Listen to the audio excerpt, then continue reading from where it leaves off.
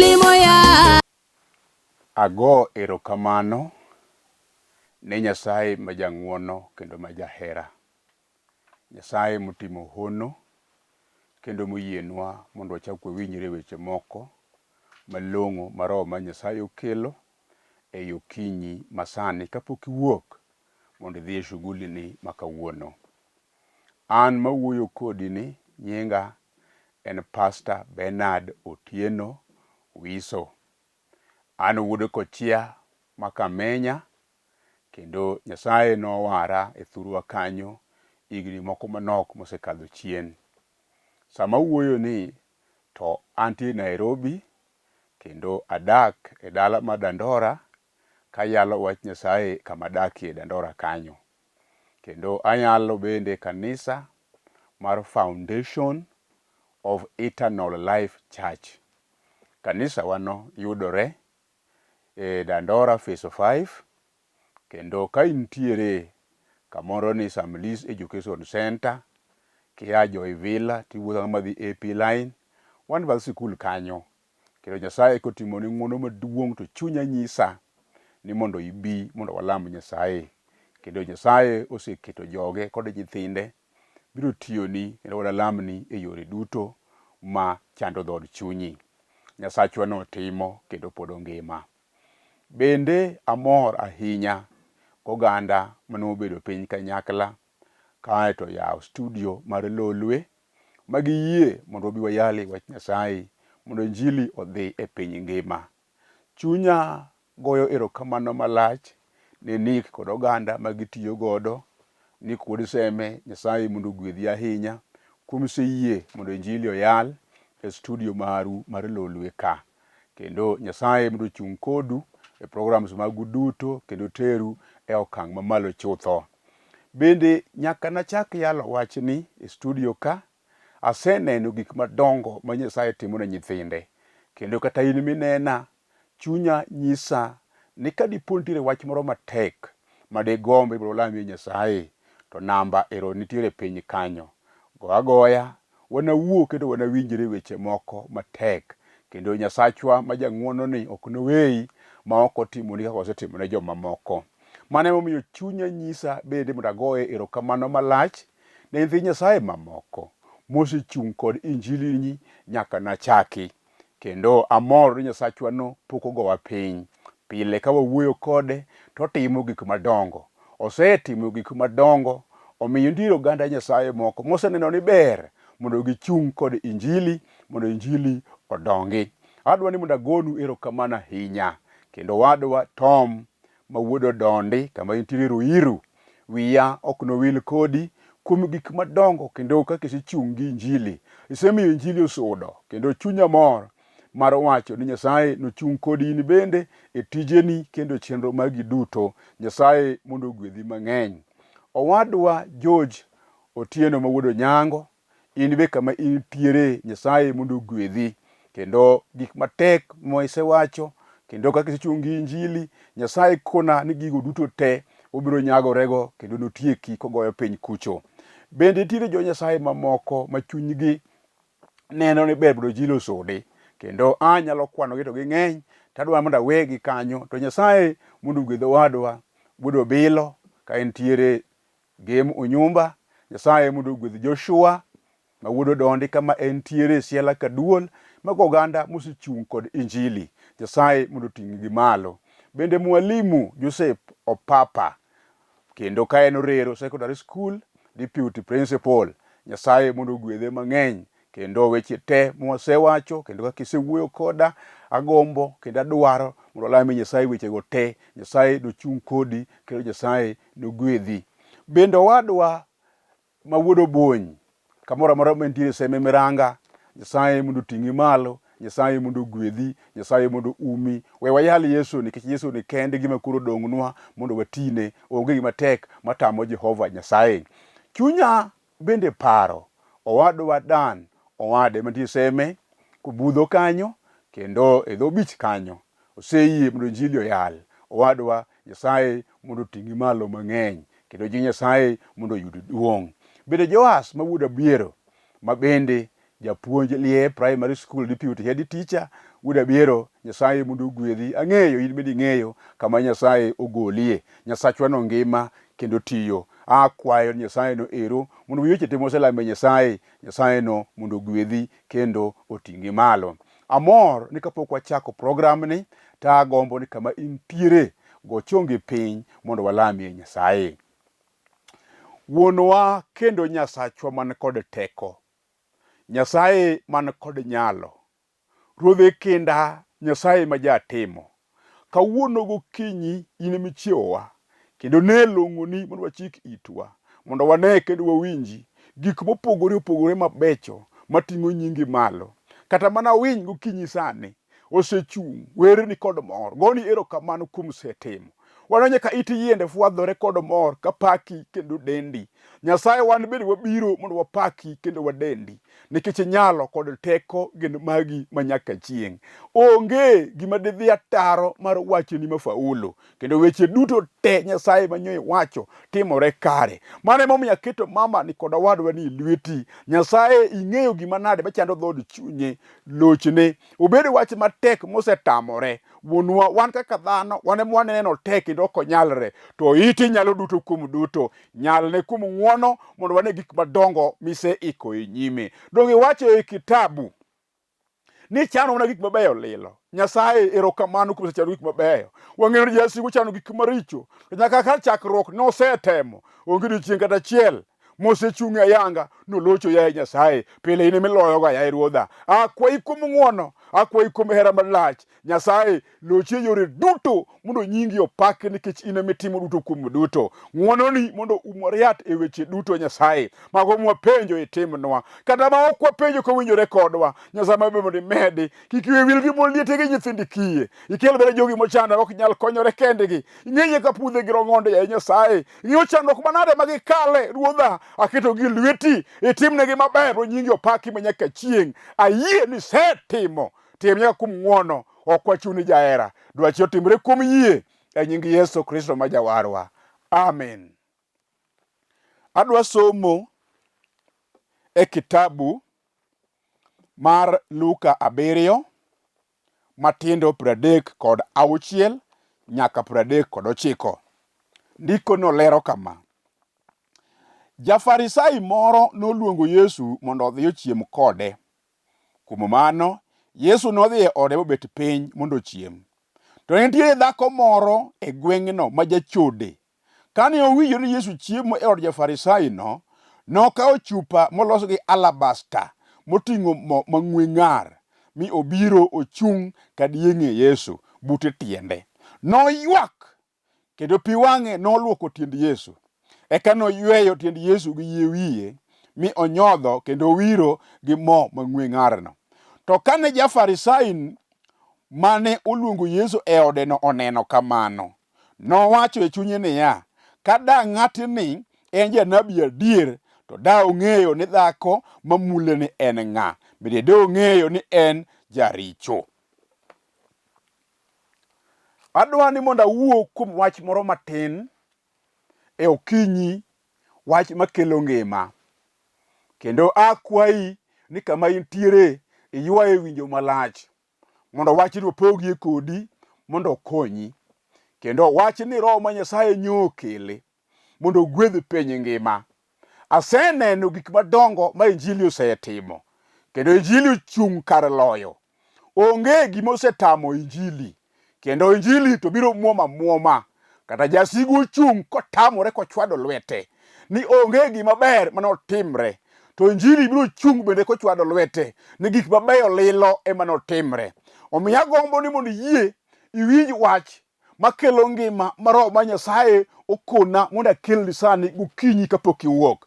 Kendo ang'eyo ni jasigu no oseketho ni gik mang'eny, kendo kata oseketho gik mang'eny kamano, to kik ipar ni osekethore chutho ma Ruodhwa ok nyal chako choko machak kel mabiu gik malong'o mabedie nyimi. Oseiko gik madongo mondo otimni.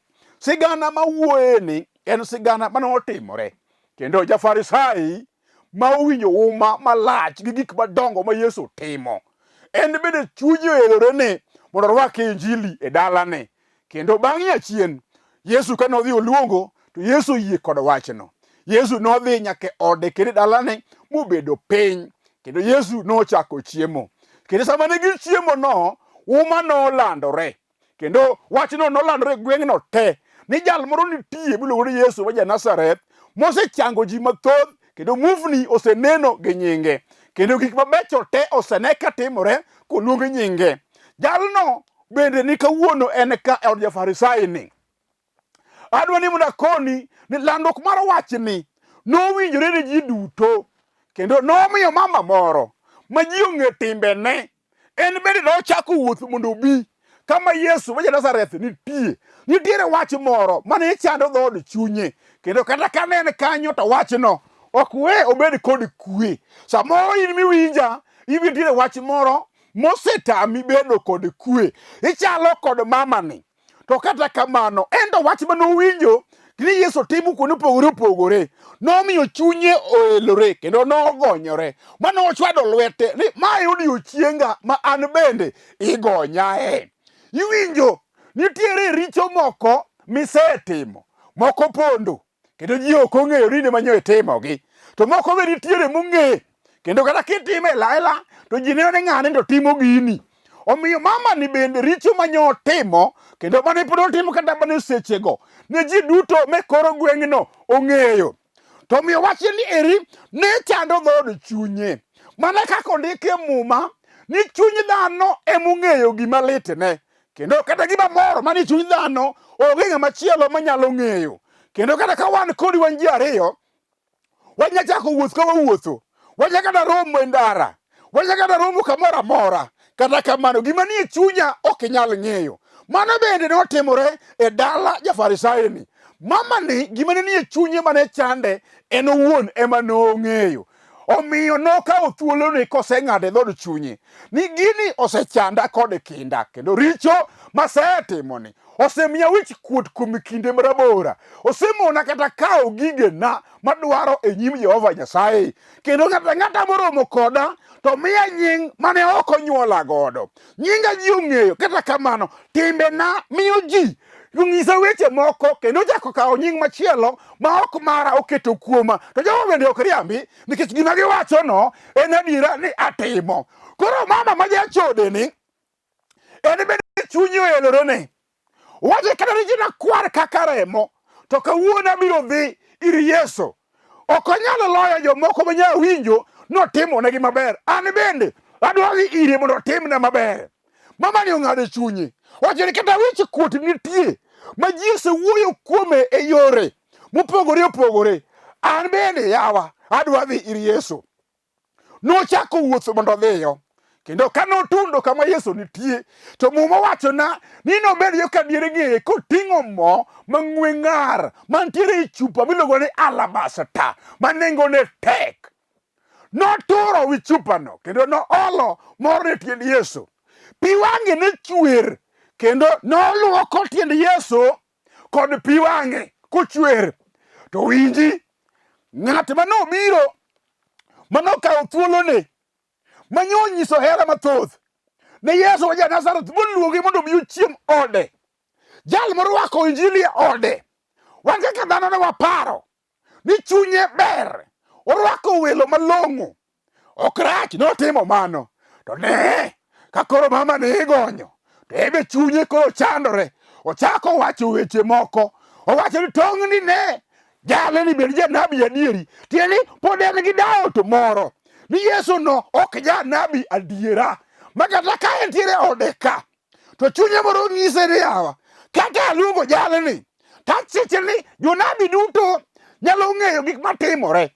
Ang'o miyo Yesu to ok nyalo fwenyo ni mama ni en jaricho? Iwinjo, Yesu manono gik manie chuny dhano kata pok owachi. Yesu mong'eyo gima nie chuny ng'ato. Yesu mong'eyo nyaka chandruok ma ng'ato kadhe kata pok otimne neno. Noneno chuny ma ja-Farisai ni nitiere godo, omiyo kata ne en e ode nochame tir kochako wuoyo kode, kendo nokone kogoyone ngero niya, jomoko ariyo nigi gowi, to ng'at achiel nigi gowi mar 1,000, to ng'at machielo nigi gowi mar siling 100 kende. Koro apenji, jogi otemo mondo chul gopegi to tamogi chulo. Eka wang' wuon gowi oweyo negi te. To penjo niya, apenji ja-Farisai, kuom ji ariyo ni mawene gi gowi ni, ineno ere ng'at ma chuo nyalo bedo okang' mamalo ahinya, madigo erokamano ahinya, madidok ir wuon gowi chande ka mor chuoyo kuom gik motimnegi? To duoko kende ni aparo ni en jal manigi gowi mang'eny. Koro winji, jal miluongo ni mama ni, ma samoro neno ka jaricho ahinya ni, en bende otimne mana ng'uono kaka itimo ne joma moko. Mano omiyo kawuono waruoko donjo ni mama ma jaricho, ma ji ong'eyo ni mama ni jaricho. Samoro richo manyotimo osechung'i e nyime, kendo osemone yudo gik moko manyodwaro e nyim Nyasaye. Tawuoro ng'uono ma Yesu ma ja-Nazareth ne godo, manyalo ng'uono ne ng'ato kata piny oweyi, manyalo paro ng'ato kata piny ojwang'i, piny owuoyo kuomi, to piny Yesu ok owuo kuom ng'ato e yo mopogore, owuoyo kuomi e yo makelo ngima. Mama ni bende awuoro chuny ma en go. Owacho ji osewuoyo kuoma, wasika osewuoyo kuoma, owetena nowuoyo kuoma, nyiminena nowuoyo kuoma, oganda te nowuoyo kuoma, nikech gik maricho masetime gweng' ka ma ji ong'eyo te. To nitiere ng'ato miluongo ni Yesu ma kata natimo marach machalo nade to nyalo weyo na richona mabed ng'at maber. Wang'o omuomore kama Yesu nitie, owacho ni an bende a nyakwa Daudi, an bende a nyathi Nyasaye, kata ni osedinona, Ruoth an bende wena. Ne ok obiro gi lwete nono, obiro kod mo mang'we ng'ar ma nengone tek, to wang'o turo. Ai, pi wang' yang'ateni nochwe, pi wang' mama ni chwer, oparo richo mosemone yudo gik mabeyo e nyim Nyasaye. Pi wang'i ochwer, ochopo ndiko mawacho ni chuny dhano emong'eyo gima litne. Ebe nong'eyo gima litne, osetemo gi yore duto mondo owe richo. Jasigu osetamore kendo dinone, wach nochung' e nyime chalo got, kotimo gik moko ok timre maber nikech richo mosetimo. Ochung'i e nyime, osetemo banyo gweth e nyim Jehova Nyasaye to ok yudre nikech richo mosetimo. Ochung'i e nyime, wache noketo ne bura kendo kone niya, kata dwaro gik mabeyo ok iniyudi nikech pod in jaricho. To mama ni wang'o chodore, owacho niya, kata jaricho tang'eyo ng'ato manyalo weyona richona, ang'eyo ng'ato manyalo ng'wonona, ang'eyo ng'ato manyalo keta kama onego abedie. Akoni mamawa, gimisetimono kata oseketho mana ndoa mari mogore piny, kawuono ginyalo loke pachi madparo ni nyaka duogi miwachi niya, oda ok awe, kata osekethore to yie bolora e nyim Nyasaye. Ruoth nyalo weyo ni richoni muchako udogi. Iwinjo wadwa, samoro dhako ma in godo no chunyi wachoni ni ok oromo, to gimamiyo iwacho kamano, richo modak e chunyi odak e chunyi mamani. Kokoni weche moko to chunyi kethore, kendo chunyi nyisi niya ni dak uno mondo okethre. Kawuono akelo ng'ato miluongo ni Yesu ma ja-Nazareth manyalo jo odu mosekethore no, machako ket kanyakla, muchako ubedi, muchako udagi. Nikech ang'o? Ng'uono man kuom Yesu ni malo chutho. Ng'uono ma Yesu ting'o ni malo chutho. Ng'uono ma Yesu nigo, ng'uono no ok nyal pim kod moro. Enie ng'uono mochung' e wi loyo. Kawuono awuoyo kodi, iwinjo nyathiwa, pok okethore maditam Yesu, pok okethore madi Yesu ok ditim, pok oduore ma Yesu nyalo sarendae ni mano tek ok anyal. Yesu wano en ema onyalo duto kuom duto. Osiepe miparo ni beyogo, ne gima ng'ato ni otimo. Ja-Farisai ma watenyi wapamone notimo gima duong', ne ng'at malich ma jahera morwako Yesu e ode, orwako wele ode, ma jarwak ji, kakone timo ng'uono ne jachodeni. To ng'ano chunye njawni kendo wache norachne, oneno ni gima kamano ok onego timre. Osiepni mineno in godo no, samoro iparo ni osiepni isegene higni malach, ka Yesu dwa gonyi to winji, samoro wachno ok berne. Mane omiyo awacho niya, kiyie wek winjo gima ng'ato wacho, kiyie we winjo gima dhano machielo wacho, kiyie we winjo gima dhano wadu wacho, kata rachne kata berene. Ok onego idewri godo. Gima onego idew to Yesu to wacho ang'o? Bed ni ji odagi, bed ni wuoyi ni odagi, bed jaduong' ni odagi, ni gima Yesu timo kani ok owinjore. Yesu to neno ni mano e gima owinjore. Onego gonye ng'ato sani. Yesu nowuotho, odwaro ng'ato monego gonye sani. Sibedi achiel kuomgi mama, mondo gik madongo ma iyudo kuom yie in bende mondo iyudi. Yesu wano pod ngima, pod ogolam. Odwaro jaricho moro achiel, odwaro mama moro achiel, odwaro jaduong' moro achiel modong' kar kende manyo timo richo masabro jogweng' oseng'udho ni in ok inyal. Kendo kama wantiere ok onego ibedie. Malaika mama cha ong'e nyinge mar chode, iwacho ni timbene richo, ok onego obi kama ji nitie. Samoro ibe ji osekwedi, wacho ni kama nyasi nitiere no ok onego ibie. Ong'e timni moro marach mitimo, an bende ayie. Isetimo rachno, isetimo richono higni mang'eny, to kawuono ma wawuoyeni dhood ng'uono pod nitie. Yesu oyawo dhood ng'uono, owacho ka richo ni kwar machalo remo. Biya biya Yesu noiko duoko mar lucho richoni no, moluok kod rembe manyo chwer mabed marachar kaka pamba. Mama, kata richoni osemoni dak e odi, isemany kaka onego idagi motamore nikech richo misetimo. Kawuono Yesu biro timoni kendo obiro luoko richono.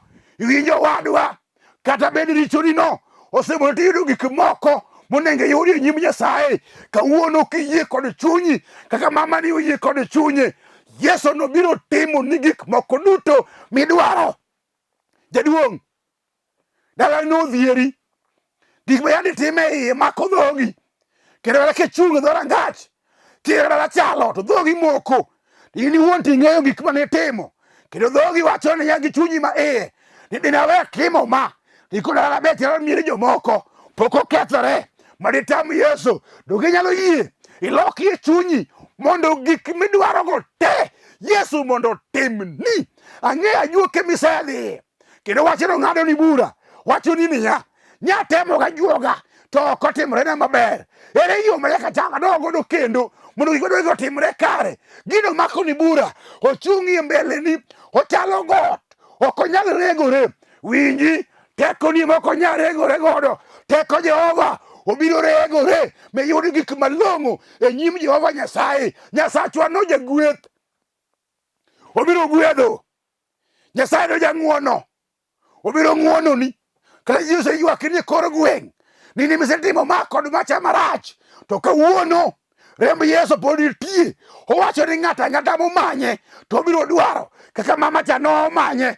In bende obiro romoni kendo ne otimni gik madongo mowinjore kod ngimani. Awacho ni ka jachir kamoro amora ma intie, ok ang'eyo chandruok mikadhe, to chandruogno ok nyal tamo jawar. Kama intiere no, Yesu pod ngimae.